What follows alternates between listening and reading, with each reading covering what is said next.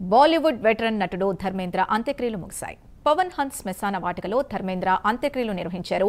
ధర్మేంద్ర మృతిపై రాజకీయ సినీ ప్రముఖులు సంతాపం వ్యక్తం చేశారు. ధర్మేంద్ర మృతి భారతీయ సినిమాకు తీరని లోటని రాష్ట్రపతి ముర్ము అభిప్రాయపడ్డారు. కాంగ్రెస్ అగ్రనేత రాహుల్ గాంధీ ఆయనకు నివాళులర్పించారు.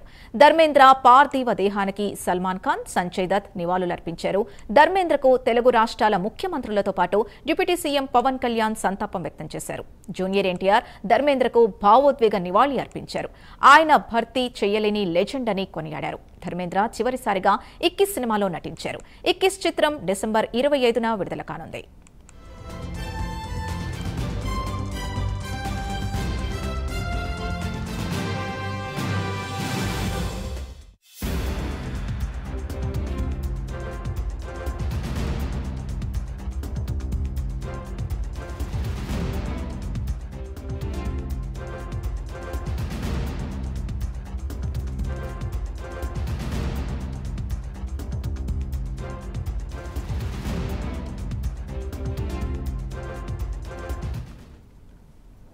బాలీవుడ్ వెటరన్ నటుడు ధర్మేంద్ర అంత్యక్రియలు ముగిశాయి. పవన్ హన్స్ శ్మశాన వాటికలో ధర్మేంద్ర అంత్యక్రియలు నిర్వహించారు.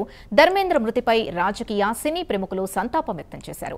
ధర్మేంద్ర మృతి భారతీయ సినిమాకు తీరని లోటని రాష్ట్రపతి ముర్ము అభిప్రాయపడ్డారు. భారతీయ సినిమాలో ఒక శకం ముగిసిందని మోదీ అన్నారు. తన నటనతో అనేక పాత్రలకు వన్నె తెచ్చారని ఇది ఎంతో విచారకరమైన సమయం అన్నారు. కాంగ్రెస్ అగ్రనేత రాహుల్ గాంధీ ఆయనకు నివాళులర్పించారు. ధర్మేంద్ర పార్థివ దేహానికి సల్మాన్ ఖాన్, సంజయ్ దత్ నివాళులర్పించారు. ధర్మేంద్రకు తెలుగు రాష్ట్రాల ముఖ్యమంత్రులతో పాటు డిప్యూటీ సీఎం పవన్ కళ్యాణ్ సంతాపం వ్యక్తం చేశారు. జూనియర్ ఎన్టీఆర్ ధర్మేంద్రకు భావోద్వేగ నివాళి అర్పించారు. ఆయన భర్తీ చేయలేని లెజెండ్ అని కొనియాడారు. ధర్మేంద్ర చివరిసారిగా 21 సినిమాలో నటించారు. 21 చిత్రం డిసెంబర్ 25న విడుదల కానుంది. ఇదే అంశానికి సంబంధించి పూర్తి డీటెయిల్స్ నేషనల్ బ్యూరో చీఫ్ కళ అందిస్తారు. కళ, హిందూ దాదాపు కొద్దిసేపటి క్రితమే బాలీవుడ్ నటుడు ధర్మేంద్ర అంత్యక్రియలు పూర్తయ్యాయి. ఇక్కడ అంటే ముఖ్యంగా మనకు ఉదయం ఏదైతే తెల్లవారుజామున మృతి చెందినట్లు కొంత వార్తలైతే వస్తుంది, కానీ సమయము తర్వాత అధికారికంగా ప్రకటించడం అంతా కూడా ధర్మేంద్ర కుటుంబ సభ్యులు ఎవరు కూడా దీన్ని అధికారికంగా ప్రకటించలేదు. ప్రకటించకపోయినా ఈ రోజు అధికారికంగా ప్రకటించకపోయినా ప్రధాని నరేంద్ర మోదీ సంతాప తెలుపుతూ కూడా ట్విట్టర్ వేదికగా కూడా పోస్ట్ చేయడం జరిగింది. అంతేకాకుండా ప్రముఖులందరూ కూడా ధర్మేంద్ర మృతి పట్ల సంతాపాన్ని వ్యక్తపరుస్తున్నారు.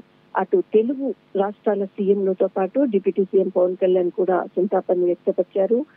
ముఖ్యంగా ఈ రోజు ఏదైతే వార్త తెలియగానే బాలీవుడ్ ఏదైతే సినీ ఇండస్ట్రీ అంతా కూడా అందరూ కూడా వారి వారి షూటింగ్స్ అన్నిటిని కూడా నిలుపుదల చేసుకొని ఇక్కడికి ఏదైతే ఉదయమే వార్త అంతా కూడా వాళ్ళకి సమాచారం కూడా వెళ్ళింది, కానీ ఎక్కడా కూడా మీడియా ముఖంగా కూడా ఎవరికి సమాచారం ఇవ్వలేదు.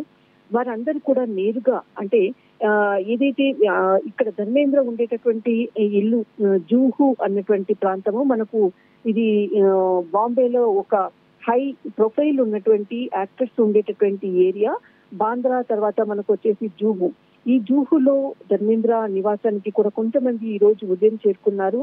మరికొంతమంది నేరుగా ఏదైతే పవన్ హన్స్ శ్మశాన వాటికకే డైరెక్ట్ గా రావడము, ఇక్కడ జూహు ప్రాంతం నుంచి కూడా ప్రత్యేకమైనటువంటి కొంత పోలీసు ఒక సెక్యూరిటీ, నార్మల్ సెక్యూరిటీ తర్వాత అంబులెన్స్ తో సహా ఇంటి నుంచి బయలుదేరారు. ఏదైతే అంత్యక్రియలకు కావాల్సినటువంటి కార్యక్రమానికి సంబంధించినటువంటిది ఈషాడేల్ ముందుగా ఆ పవన్ హన్స్ శ్మశాన వాటికకి చేరుకున్నారు. అక్కడంతా కూడా కావాల్సినటువంటివి కార్యక్రమాలను తర్వాత అక్కడికి చేరుకోవాల్సినటువంటిది కూడా కొంత సెక్యూరిటీ కూడా ఇంపార్టెంట్ కాబట్టి సల్మాన్ ఖాన్ కూడా అక్కడికి చేరుకోవడం, ఎందుకంటే ఎన్నో సినిమాల్లో కూడా ఆయనతో విడదీయరాని అన్నటువంటి అనుబంధం ఉంది.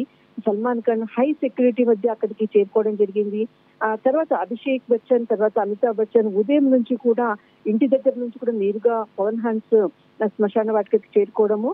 ప్రముఖులందరూ కూడా చాలా మంది డైరెక్ట్ గా ఇక్కడ శ్మశాన వాటికకు చేరుకొని అక్కడ నివాళులు అర్పించినటువంటిది.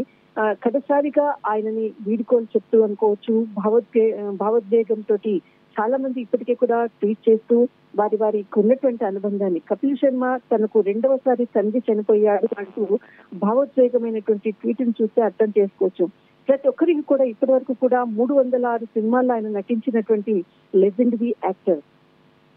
చాలా మటుకు తన ఏదైతే మొట్టమొదట ఆయన సినీ జీవితాన్ని ప్రారంభించినప్పుడు కేవలము ఆయన సంపాదించినటువంటి డబ్బులు మాత్రము దాదాపు 15 రూపాయల నుంచి 51 రూపాయల వరకు. ఎవరైతే వారికి ఉన్నటువంటి మొట్టమొదటి ఛాన్స్ ఇచ్చినటువంటి వ్యక్తులతో ఇప్పటి వరకు కూడా ఆయన వారి దగ్గర నుంచి ఎలాంటి రుసుము తీసుకోకుండా, ఎలాంటి డబ్బులు తీసుకోకుండా వారి సంబంధించినటువంటి సినిమాల్లో మాత్రం అంతే మొదట వారికి అంటే మొట్టమొదటి సినీ ఇండస్ట్రీలో ఛాన్స్ ఇచ్చినటువంటి పెద్దలను మాత్రం చివరి వరకు కూడా వారితో సాన్నిధ్యాన్ని అనుకోవచ్చు, అనుబంధాన్ని ఆ విధంగానే మెయింటైన్ చేశాడు.